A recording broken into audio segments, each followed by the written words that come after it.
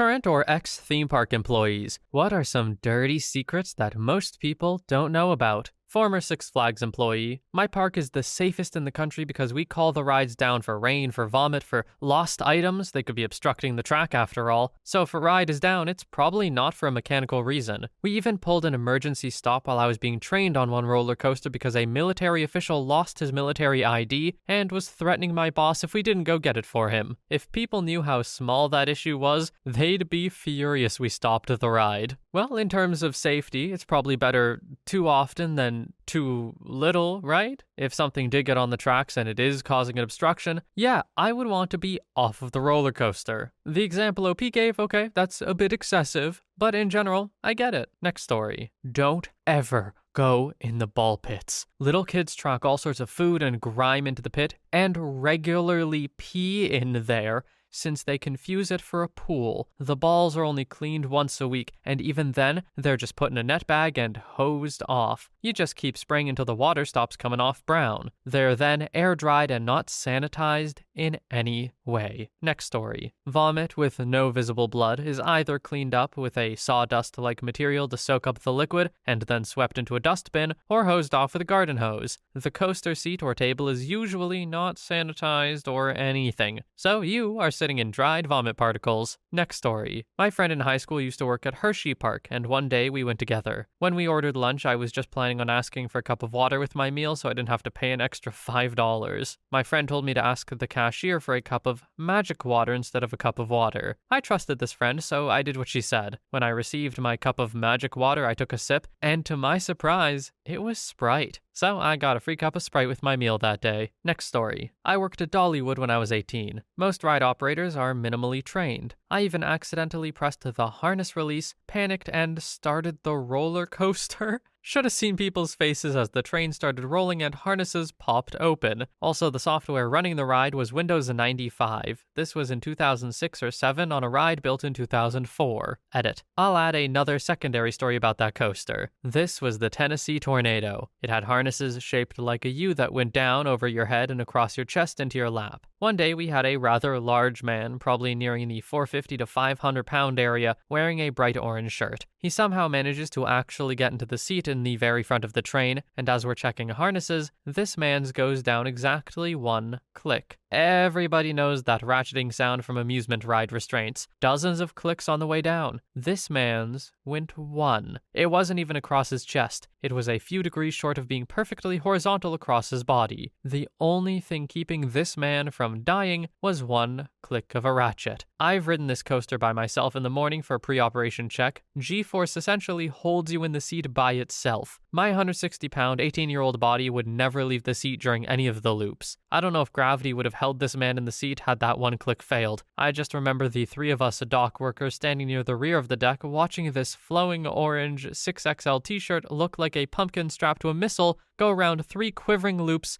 before coming back safely to the station. Next story. As this happened, I can only imagine that whoever runs the insurance for the park probably had a chill go down their spine and they didn't know why, but they knew something was wrong. Next story. About 8 years ago, I managed a whitewater rafting ride, the big donut tubes that can seat 6 people, as a side job while in college. One day, the water filter broke down. The managers kept the ride running for over 2 weeks anyway. The water smelled so bad and turned dark green/brown. The inside of the rafts smelled like a month-old porta potty. We were instructed to tell guests the water filter was broken, but the water was clean, which I'm pretty sure was a lie. Thankfully, being a shift leader, I didn't need to go anywhere near the water, but I felt bad for my employees and the guests who rode, despite looking obviously disgusted by the smell. Next story. Most theme parks avoid paying overtime because they're considered seasonal. Therefore, they understaff and get employees to work 60 hours a week, usually at less than stellar pay rates. It's completely legal, though. As far as shady crap, the instances are few and far between because parks are cash cows and no one wants to screw that up. At the water park I worked at, the pools had their pH levels checked constantly. 2 people's jobs was to walk around all day and continuously check the levels. The food is crap at these places, but hey,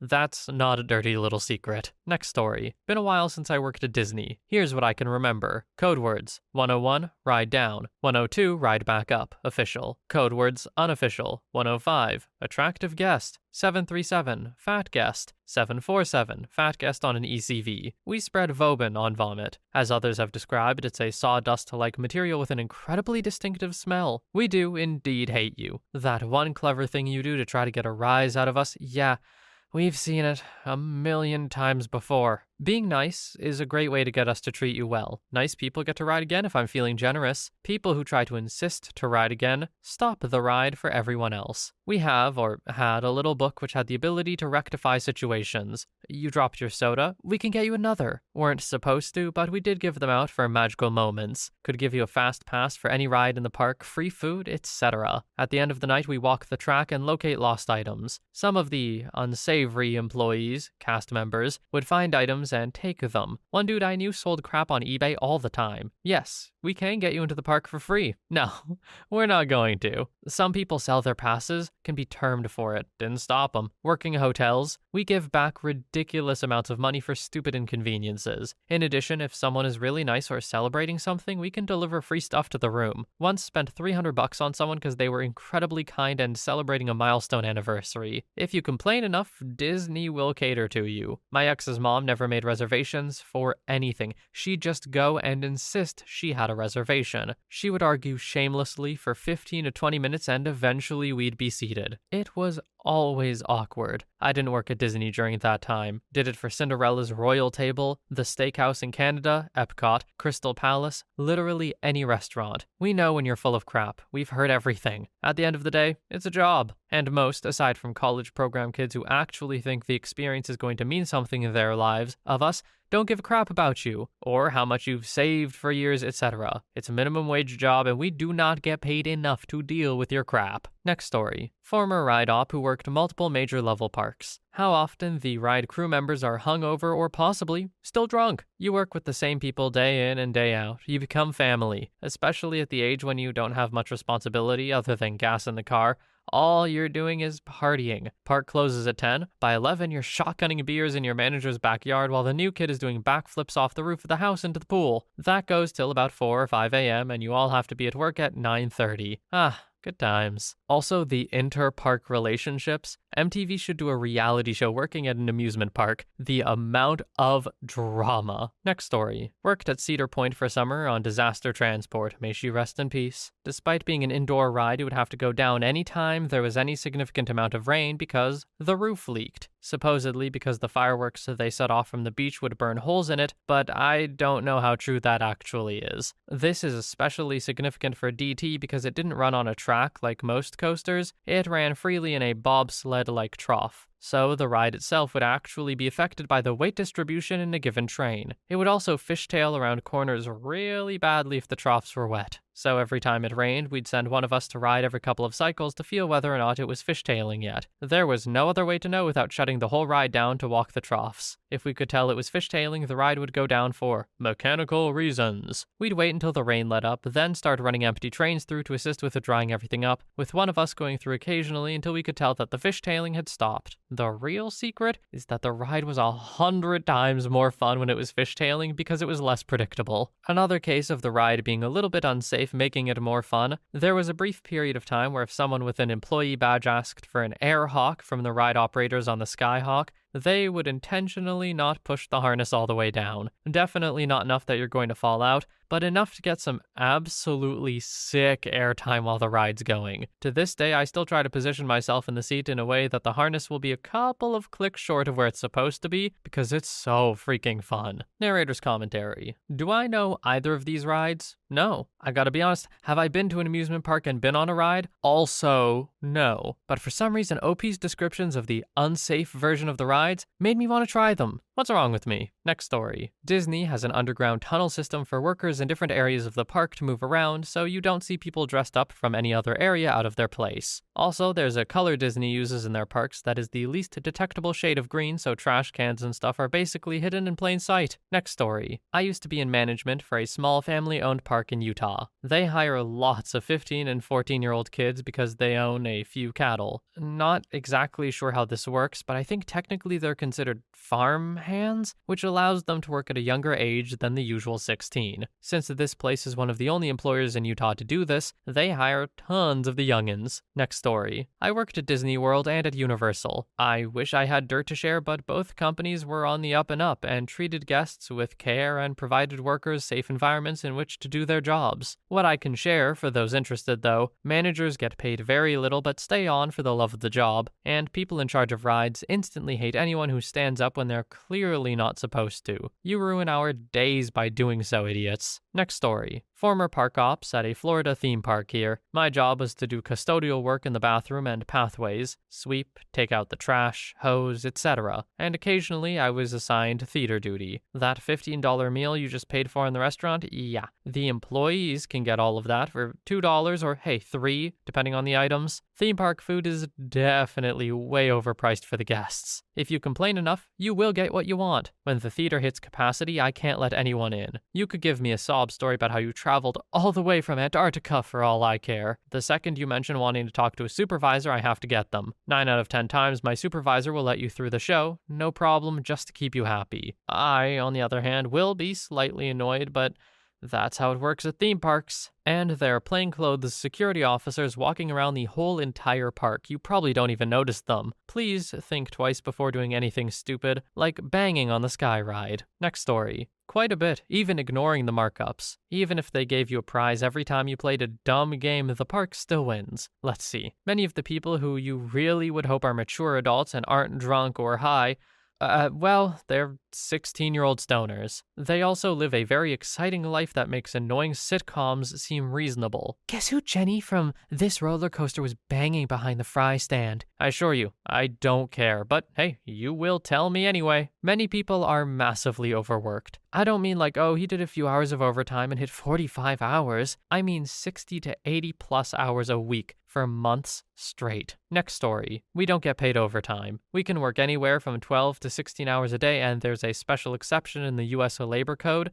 that says that theme park employees don't need to be paid overtime if they're seasonal employees. And it just so happens that theme parks mostly hire seasonal employees. Chew on that for your next visit to a theme park north of the Mason-Dixon line. Beyond that, here's a tip. If it's a seasonal park and they're looking to hire, for the love of God, do not apply at the start of the season. They'll tell you that there are more benefits, but if it's at the start of a season, they're understaffed. This means you work double shifts. An employee in the park collapsed in early May after being on his feet for 10 hours straight. Next story. Guy at a chicken tendies restaurant in the theme park was a farmer hick. Liked to do stupid pranks. Turnover was high, so manager was 16 years old. Basically, kids run them parks. Anyway, he wanted to fry his boot in the deep fryer to see what would happen. Boot was caked in cow crap. He dropped it in. At this time, a customer was bickering about not getting his french fries. Said, "I didn't pay $47 to come in this park and stand in a line all day." This was about 17 years ago now. Anyway, hick farmer was getting annoyed with trying to tong his boot out of the fryer, gets annoyed at the customer and throws the fries down. Fry basket right over the crap-caked boot. Cooked until golden brown and served up to the customer. That was my first day working at the park and my last day in food services forever. To this day, if I'm ever dragged to the park for whatever reason,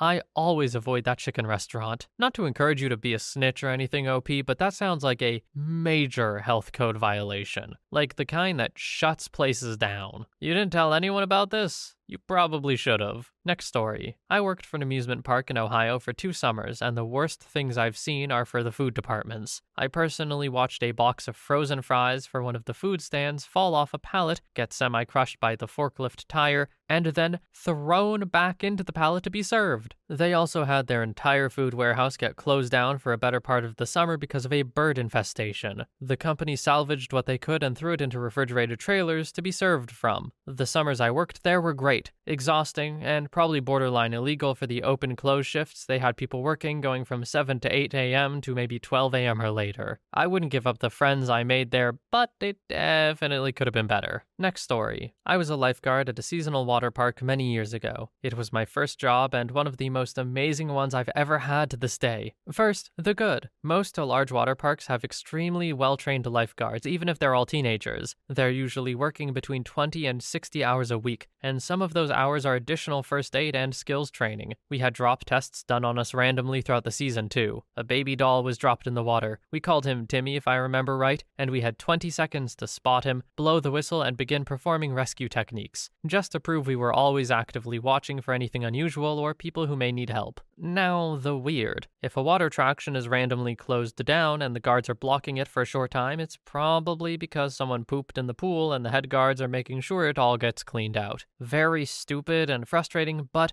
no one wants to swim with a poop. Oh, and those big funnel slides, yeah, some of us have fallen down them. Turns out it's really easy to lose your balance when you're a 120-pound teenage girl trying to manage a raft full of 4 fully grown adults. I would not recommend going down without the tube.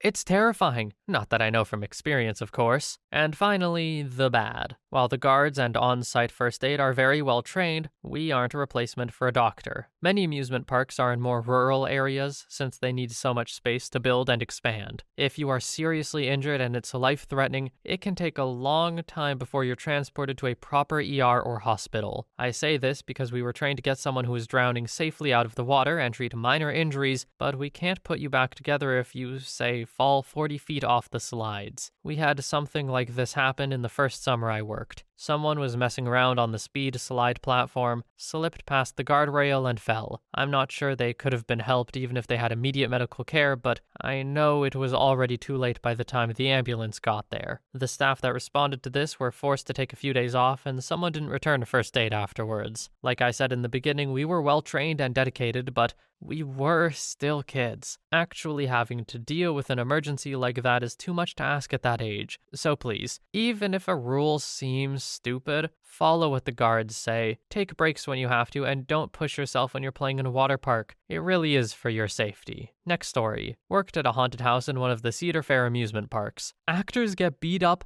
on the regular. Part of it is fight or flight responses, which is fine. The other part are just jerks. We usually have a spotter who wanders outside the house itself and passes along word of any unsavory guests or management on their way in. As for the park itself, the most notable thing I can think of was the preferential treatment. Anyone who was a family member or friend of high-end staff got in for free, got to go to the front of lines, etc. Or investors. Yeah, I don't think I would sign up for a gig for a haunted house. At any moment, someone could just sock me in the face when I'm not ready for it. Because, hey, I scared them. It's a pretty natural response. Should they be expecting it because they willingly entered a haunted house? Yes, absolutely. But at the same time, you can't control what someone is really feeling. If you scare the hell out of them, your reward for a job well done will just be a punch in the face. Next story. The tilt-a-whirl is slightly reclined when seated, so all your change and phone possibly will fall out of your pocket. Specifically, check your seat after this ride. If I had $1 for every time someone lost money out of the... Wait, I do have $1 for every time. Next story. Not lurid, but just behind the scenes from a different angle. I worked as an acrobat in a show at a park one summer, and it was amazing. I got paid $125 a day, so as a 19-year-old like a decade ago who had been waiting tables for 12 to 13-hour shifts the summer before,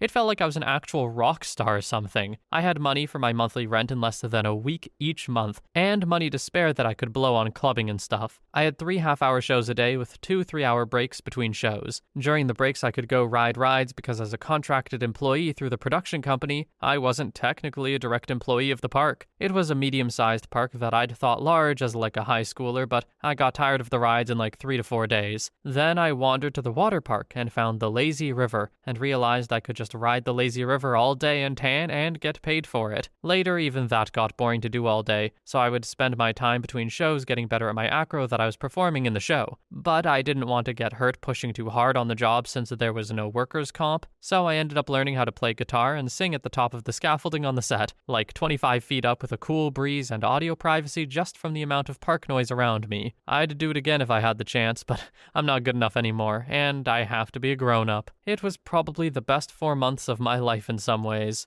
I guess the only behind-the-scenes thing that I think everyone would be interested in is just, like, I was allowed to walk everywhere in the park. I had an ID badge that someone could theoretically check, but my costume for the show was streetwear anyway, and no one ever really checked who I was or asked why I was where I was at any point in the summer. All summer I just walked around exploring the minutiae of the park with impunity, and 80% of the time I could have been a random park goer and no one would have checked. It's really amazing how just by acting confidently you can walk deeply into places, without anyone at all asking if you should be there. Not to sound unlearned, I don't know what lurid means. I'm gonna look it up right now, live. Lurid. Lurid. Very vivid in color, especially so as to create an unpleasantly harsh or unnatural effect.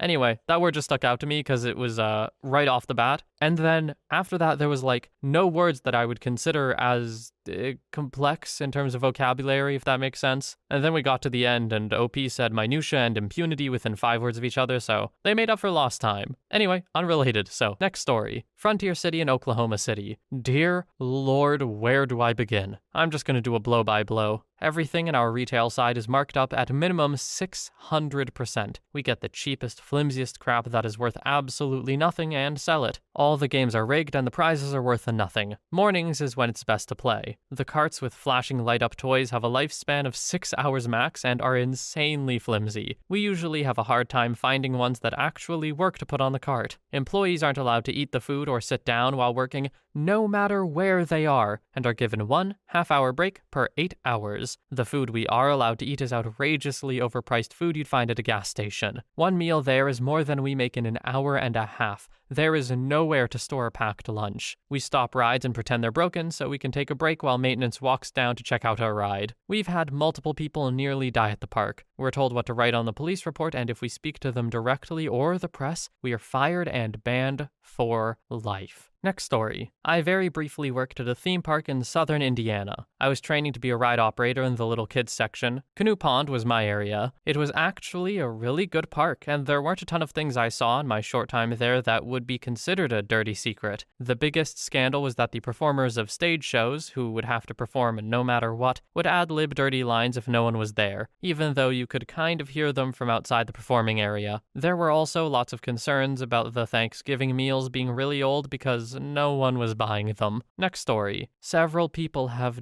died on the roller coaster. They just packed it up and moved it somewhere else when it got a bad name. I worked the grand opening of the place they moved this roller coaster to. I recognized it as being the same one that was at a previous park I used to go to that no one wanted to ride anymore because a few people had died on it. They let the laborers that built the thing ride the rides after opening day. One of them came up to me and said, "Hey, my friend is afraid to ride that roller coaster, and he built the thing." What? How can he be afraid of heights? I saw him walking around on those tracks without a harness. No, he's not afraid of heights. He just knows how crappy it is. Years later, the park was in the news for, someone dying again on that roller coaster. It must be the 4th or 5th person thus far. OP, did this roller coaster happen to be named the Cyclone? That might be too niche of a joke. Someone will get it, I'm sure. Next story. Worked at a popular theme park in Southern California. Not Disney. Can't say due to job contracts I signed when I worked there, but it's not Disney. It's the other theme park in Southern California. I worked there for a little over a year and honestly loved it. Worked 4 rides constantly, all different. 3 were boat and pirate themed and the other was a playground classified as a ride. We don't have control over any of the rules. No, we cannot bend them. No, we cannot look the other way. No, all because your kid was somehow tall enough to go on another ride doesn't mean they're tall enough to go on this ride with a completely different height minimum. I used to have to ask the ages of people for a specific ride because we needed a specific seating arrangement if an adult was present in that row. No, I'm not hitting on you. No, I'm not trying to be creepy or weird. No, I don't care if another ride didn't ask your age. That was a different ride. This is a separate ride. Phones were my absolute pet peeve. Not only because people wouldn't put them away when you asked, but because we had rules that said we couldn't retrieve items deemed unimportant, hats, phones, etc., if they fall into the water/ride perimeter. I would refuse to send the ride if there were phones out while we were still at the loading dock. That way, if they took them out during the ride and they fell into the water or something happened to it, I and my coworkers could tell them we asked them to put it away. Wait, we don't control weight limits. Rides have different weight limits themselves. One ride was very difficult because the lap bar had to go down 1 click, and it was only able to go down 1 click. If it couldn't go down and click to lock due to weight, we have to ask the person to get off. It's humiliating, and I always hated doing it. If you don't follow the rules, keep arms inside the ride, don't put your hands in the water, put phones away, etc., I wouldn't hesitate to stop earlier than it was meant to be stopped because it could be seen as a hazard for other guests and yourself or the ride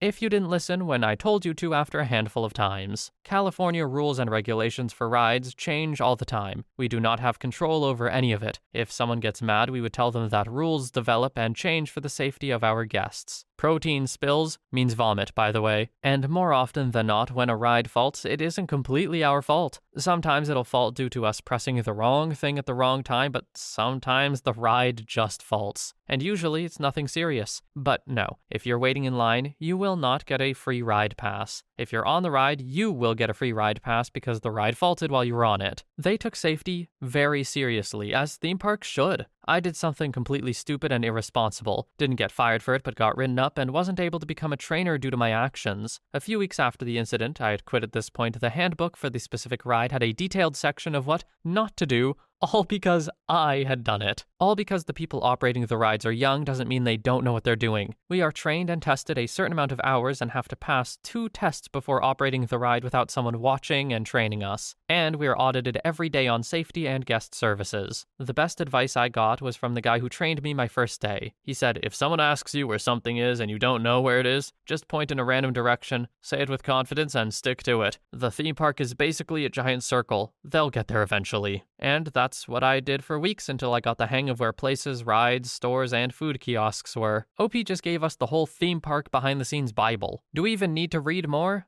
Yes, there are more stories to read. But OP kinda covered everything. I will say, asking people for their ages as they get on a ride is a little weird. Why did the seating arrangement have to be different if an adult was in a row? I don't get it. I'm sure there's some valid reason you say they take safety really seriously, but I just don't see it. I'm sure someone in the comments will let me know, though. Next story. I worked at a traveling dinosaur-themed carnival when it came through during college. I was in charge of one of the bounce houses. The generator constantly went out, causing it to deflate with kids inside. This was a large bounce house, and a kid could have easily been smothered. Once a child bled all over the inside. I mean, it was everywhere. All they did was clean up what was visible from the outside and told me to open it back up. The generator caught the bounce house on fire at the end of the day once. The next day it was patched really poorly and the generator was still in the same spot. My friend started her period but wasn't given a break to go take care of it, so she bled through her clothes for 6 hours. When I brought up the issue of safety too many times, I was fired. Next story. I work in the games department at a park and have for several years now. General stuff? We don't give a crap. Everything is far dirtier than you think. There are cameras everywhere, assume you're on recording. We will talk about you behind your back. If you get us very upset, we'll talk about you while you're right in front of us. We are horribly underpaid and overworked. As seasonal employees, we aren't even eligible for overtime. Parks will often intentionally commit pay violations, often working people less than 18 years old too much or beyond certain times they're not supposed to. The fines are cheaper than actually doing things the right way, and that's assuming you even catch the books being adjusted. Our breaks aren't long enough. The ones I get are longer than most departments at my park, and we still don't have enough time to eat because of all of you jerks standing in line for food. Most days I end up not eating for the whole day until I get home. Speaking of food,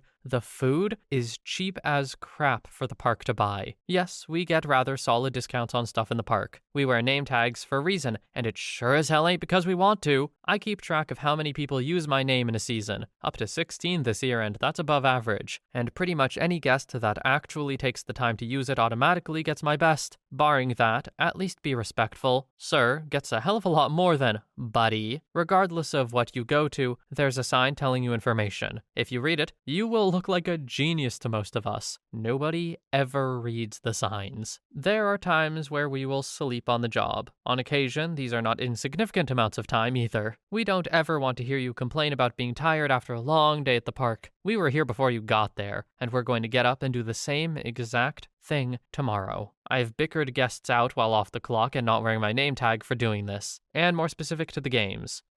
The prizes at the games you see are almost always not worth it. Some of the hardest things to win, maybe $10 at the most. Oftentimes the prizes are cheaper than one play, even at games that aren't a winner every time. Set a limit to how much you want to spend. Don't ever get into the one more time category. My record is someone saying one more time 14 times in a row. And they still kept playing. They just stopped saying one more time. Believe it or not every game is rigged. Saying something is when it's not is one of the quickest ways to insult me. Insisting I'm lying to you when I tell you it's not is worse. If you see someone working a game and they're playing around, assume they know exactly what they're doing. Odds are, we know how to win. If we smile and say, "Congrats," we're faking it. You get good at feigning that you care. If we're actually genuinely surprised, odds are you did something very rare or difficult. If you're paying attention, you can tell the difference. If we can tell you actually know what you're talking about, we will tell you stuff we're not supposed to. Quite often, this includes stuff we're not even supposed to know ourselves, but the smart ones keep track of it anyway. Stuff like winning percentages, cost of prizes, how many wins we've had, etc. There are a few things I look for with someone to tell their knowledge. Things I never divulge. On the flip side, if you ask for extra information, you aren't going to get it. I, as a games operator, will tell you exactly what you need to know to play. I will not tell you strategy unless I absolutely have to for you to play. There's no point in asking. All you'll end up doing is annoying me. Not every game you see is operated the same at every park. Not every game operates as it appears. Don't assume something about a game. Listen to what we have to say when we explain things, especially for a race game where I don't like to repeat myself. Also, for race games, if I'm not telling you something you think is critical or important, assume it's not critical or important. When I have to explain the game over 100 times, I really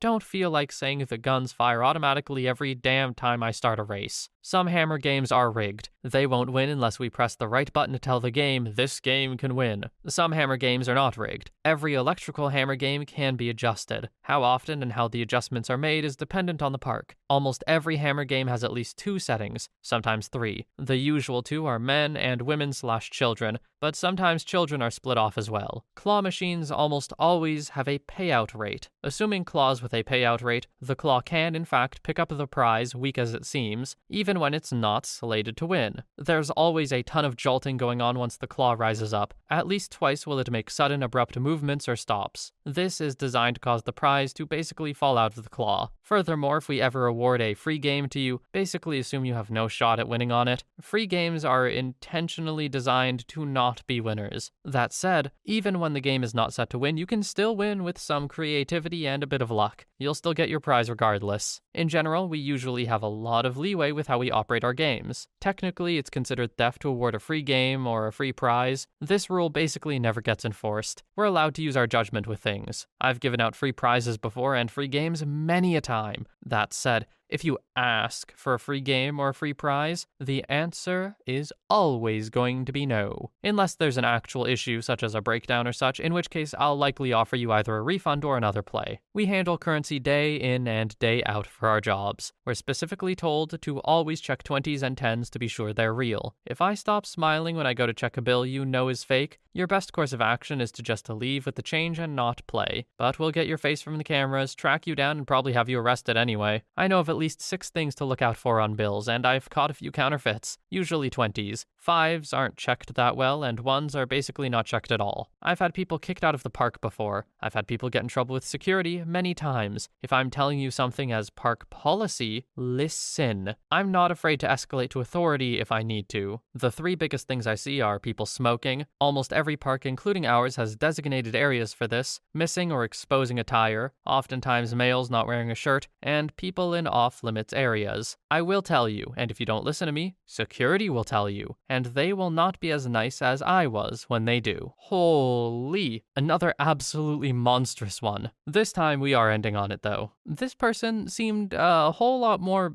bitter than the other one, you know what I mean? Like they've had a few too many bad days at the park. I hope their job gets better or they find something they like doing more because they obviously do not love doing this. Anyway, thank you so much for watching. I hope you have a wonderful day or night wherever you are, and I will see you in the next one.